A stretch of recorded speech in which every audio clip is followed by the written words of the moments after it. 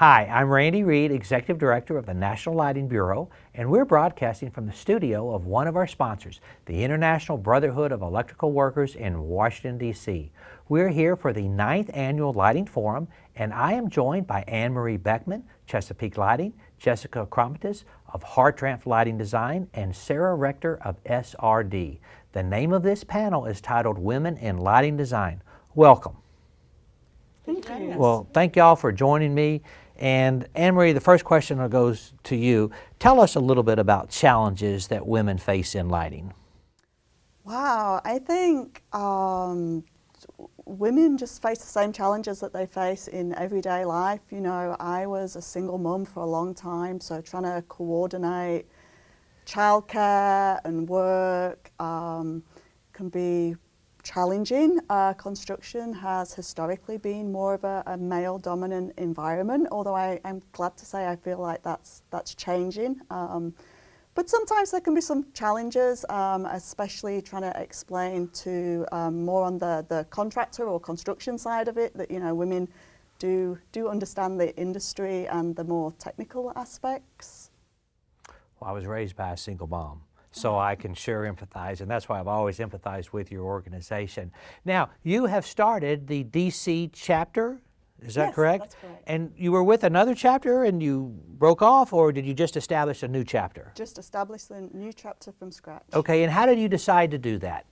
What were the driving forces? To be honest, I was seeing a lot on social media about the other chapters of Wild, and I was quite shocked to find out that we didn't have one in DC. We have so many strong, influential women in our territory that it just seemed like a natural fit that we should bring Wild to Northern Virginia, DC, and Maryland, and try and represent the international organization here. So Sarah, why did you get involved? Ooh, that's a good question. I started my company 3 years ago, right before the pandemic. And I've known both of these ladies for a while now. And having been part of the ILD and the IES, when Anne-Marie brought this opportunity to our area, we thought it would be just a really great community to get involved in. And having started my practice, you know, it can get lonely, so being able to kind of grow that community and feel engaged with other women that are in the industry was really exciting for me to be part of. Jess, how about you? Why did you get involved? Yeah, I mean, Anne-Marie had asked, you know, me as well. I'm one of the IALD DC coordinators, so the IALD chapter that's here, so already kind of doing a little bit of that, and so we were hoping to, you know, get more and more, you know, women and non-cis men sort of centric programming. And I really liked what Wild has been doing in the other chapters. I was like, oh man, that looks really fun in New York, Right. and that looks really fun in San Francisco and stuff. So it was really nice when you brought that up, and I was like, yeah, we can do that too. And yes, you can, absolutely. So what are some of the goals of the chapter? So I think our main goal, once we get a little bit more established, is mentorship. There are a lot of wonderful organisations in this area that do education and social, and we will provide that as well.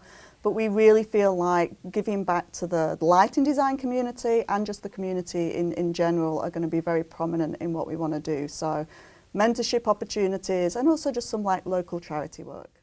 So here we are in early 2023. What are some of the activities you have planned for this year for the chapter? So we're still in planning stages.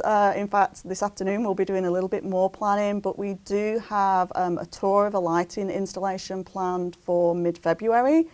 That will be a joint venture with the DC IES. Okay. And we're hoping to do Tough Mudder in October. Wait, say it again? Tough Mudder, so it's like... Yeah, that's what I thought you said, okay.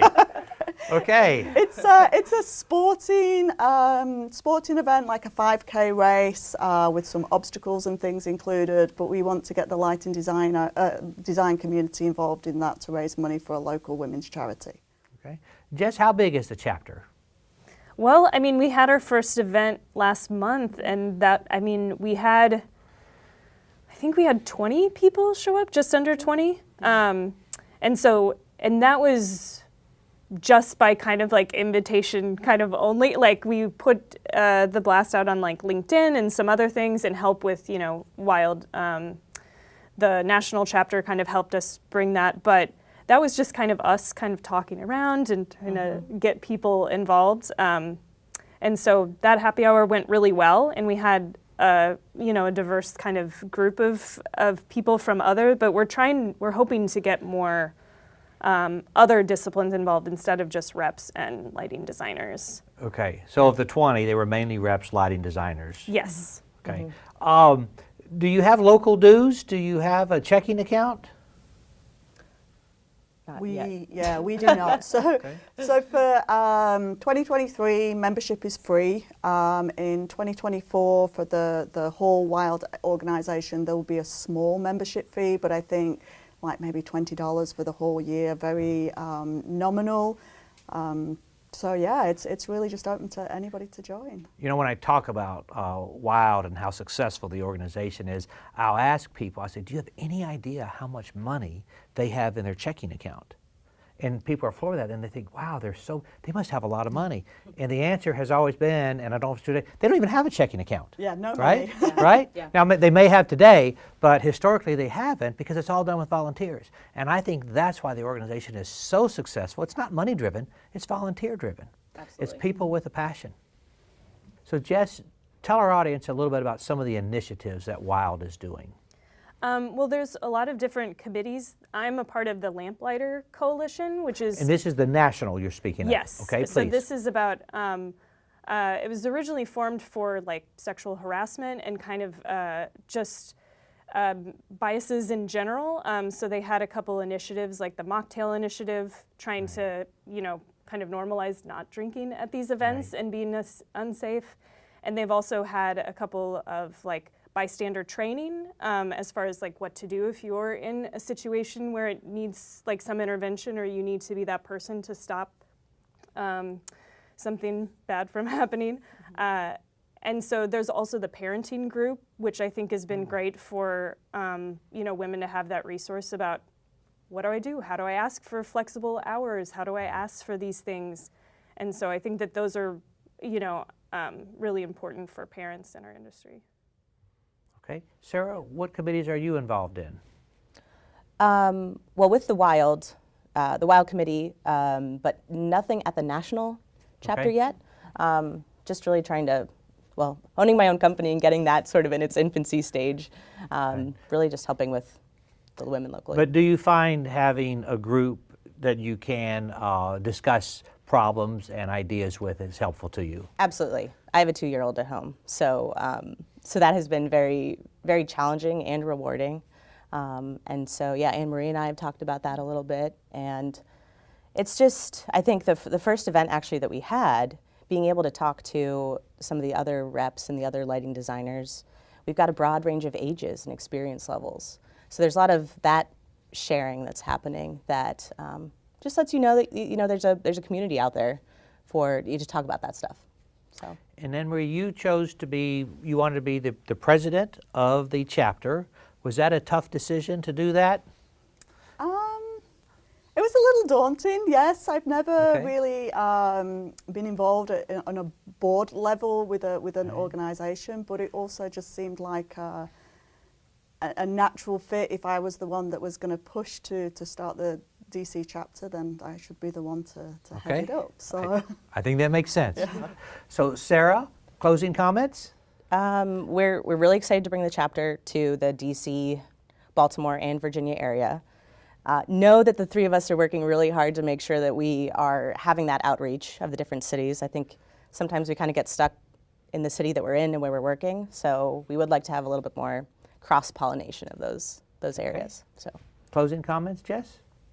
Yeah, I think that we're trying to differentiate, between we have a great IES chapter, we have, a good IALD chapter here.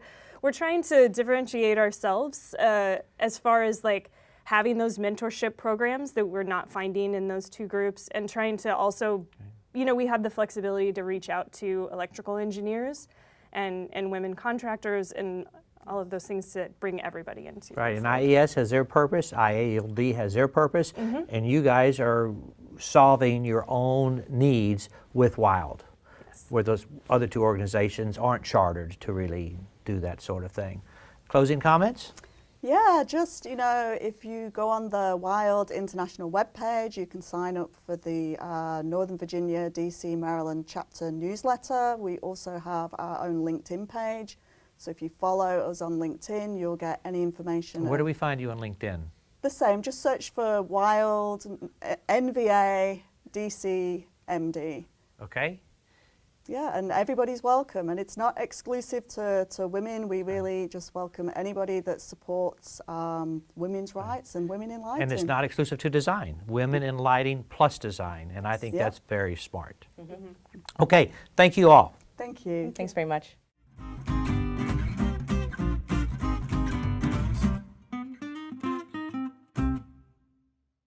Okay, thank you all very much for that. I thought that was great. And we want to thank our attendees. Also, we will now open the floor for questions. But before we begin, I just want to remind our audience that our next session for the Annual Lighting Forum will be held Friday, 24 February. It is entitled Seeing UGR Clearly, and it will be at 12 Eastern. And it's the first time that we're doing a Friday, but please mark your calendar for 24 March. And at this point, we would like to open the floor for questions. If you have a question, you can chat your question, or you can hit the Q&A, and then we will unmute your mic and you can ask. And while we're waiting, I would like to ask the group, since we had our discussion, can you tell our audience a little bit about some of the new events that you do have planned for 2023 since our discussion? Yeah, I think we've paired up with a lot of the groups kind of to get us started.